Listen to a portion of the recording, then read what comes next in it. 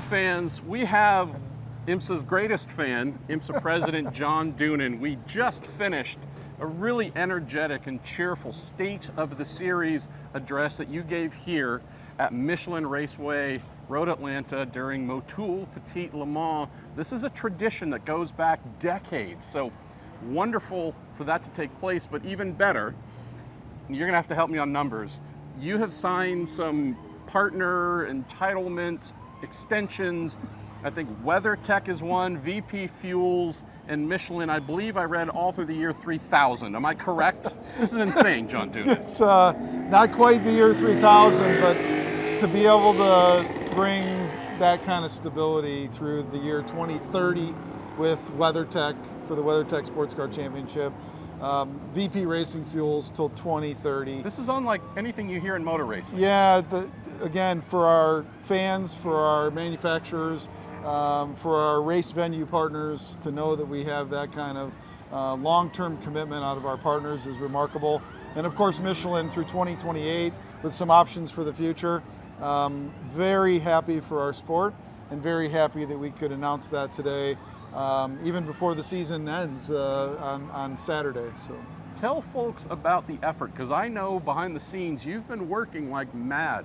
Seriously, a crazy amount of hours to try and get all of these extensions done. It would be a lot easier if you just went for a 3-year extension. Those are easy to get done. It's when you say, no, we're going to fill out the rest of the decade or another 5 years. That's where it takes so much time and effort. Why push that hard?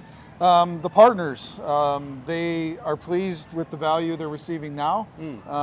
They want to hold their spot and show commitment long term.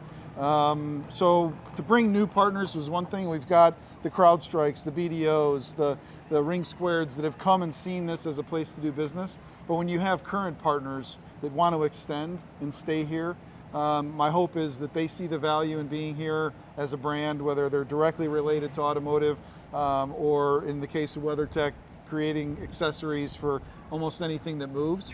They're seeing the excitement, they're seeing the value in the competition, they're seeing the value in the audience, both on NBC and here on site. Okay, so there's something ridiculous behind us. A paddock that is more full than legitimately. This is my, I think, 18th Petit Le Mans. I haven't been to them all. This is the 26th anniversary, but this is the biggest, fullest paddock I have ever seen. And you, because you're silly, said, oh no, I want to create more headaches. Let's see if we can bring more. So again, I might have my numbers wrong, but I believe IMSA and the WeatherTech SportsCar Championship now has 147 manufacturers, official manufacturers, and entry lists, right? Full season, this is another break, and I think a big development for IMSA as well. You've already announced who's been accepted full season entry list for 2024 earlier than ever, and I won't kid you about the numbers, but share with folks about how one of the things we often get at a big event like this, Rolex 24 at Daytona, Mobil 1 12 Hours of Sebring, is we get big swelled entry lists, then we fall back to smaller numbers for the standard events. That's no longer the case. It's full everywhere. Yeah, so we announced the schedule at Road America. 3 days later, we announced entry portal opening.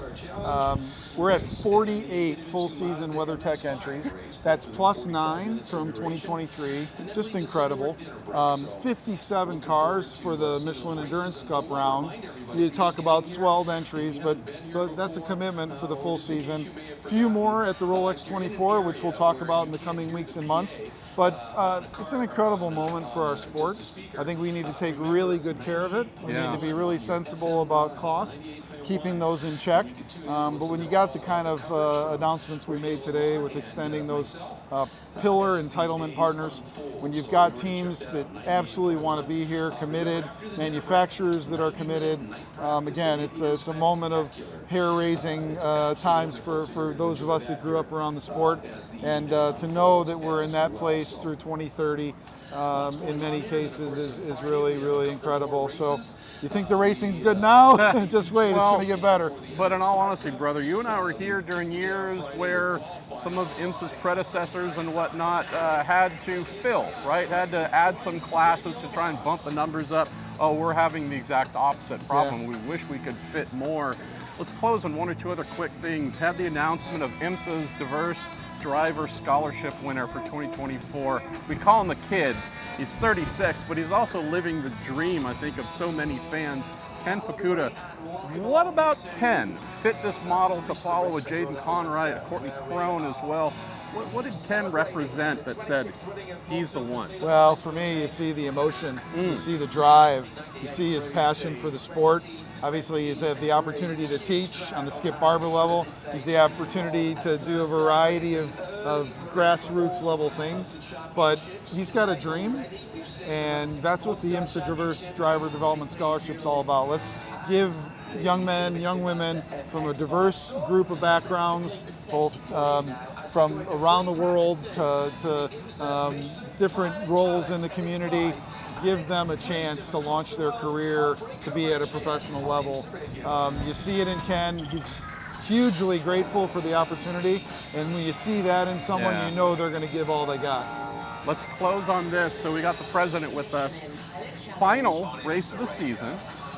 Final race, the inaugural all-hybrid GTP class, first ever here in North American racing of any kind.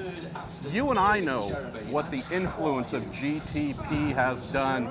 We are closing the season with 4 manufacturers. We're welcoming at least a 5th next year. We know that Aston Martin's coming for 2025. We hope there'll be more.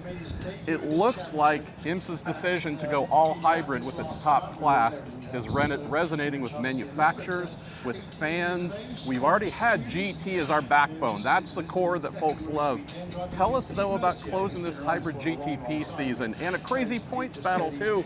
This is dream stuff, John. Seriously. Yeah, if someone had told me back in January that, hey, when you get to Petit, there's going to be 6 mathematical, 4 really tight, representing all 4 manufacturers. They all will have won a race, and 4 different teams and driver combinations will have a chance at the title. Top 3 within 5 points on the driver's side. Would have told them they're crazy. But huge kudos to our technical team. Matt Kurdock, Simon Hodgson, Bill Pearson built a set of technical regs that are tight. As you know, the BOP has been minimal changes in GTP all year. They haven't slept in 10 months, by the way. They haven't. But I'll tell you, a few weeks ago I was at Rennsport Reunion and saw the Porsche drivers, and you can see the level of excitement and nervousness, the drama, the anticipation. And in talking to Mark Raffoff, and you and I both know this, never has a championship come into the final round this tight, ever. And so really excited, mostly excited for our fans, all of your listeners and viewers on these videos. They're going to be in for a real treat, and at the end of the day, that's why we do this, and that's why I'm so excited. Amen. Saturday, Motul Petit Le Mans. Visit IMSA.com to get all of your listening and viewing options there across all the various platforms. Also, all of IMSA's socials, too, really blowing up this weekend, too. So thanks for supporting all of this, John. This guy is the secret engine behind IMSA, along with a number of the leaders there, whether it's Ed Bennett, Mr. France, up and down, the passion here, the reason everything is growing because of folks like you. I've added a constant power hybrid to the system, so I can go as long as you'd like.